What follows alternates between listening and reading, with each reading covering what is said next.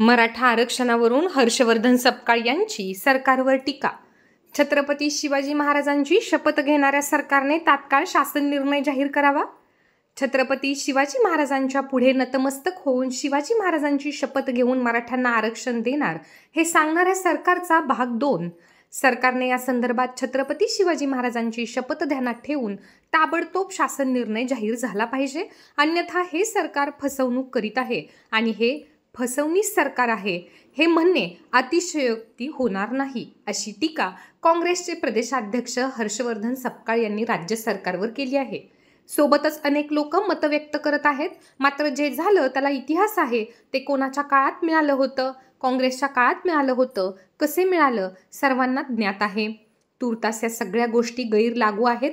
आता काय करताय ते बोला, असंही राधाकृष्ण विखे पाटील यांच्या वक्तव्यावरून हर्षवर्धन यांनी म्हटलं आहे। छत्रपती शिवाजी महाराजांच्या पुढे नतमस्तक होऊन शिवाजी महाराजांची शपथ घेऊन मराठ्यांना आरक्षण देणार या सांगणाऱ्या सरकारचा हा भाग 2 आहे आणि त्या सरकारने या संदर्भात शिवाजी महाराजांची घेतलेली शपथ ध्यानात ठेवून ताबडतोबीनं या संदर्भामध्ये शासन निर्णय जाहीर केला पाहिजे, अन्यथा हे सरकार फसवणूक करत आहे आणि हे फसवणीच आहेत असं म्हटल्यास अतिशयोक्ती होणार नाही। एकीकडे मनोज जरांगे पाटील एकनाथ शिंदे आणि अजित पवारांचे कौतुक करतायत।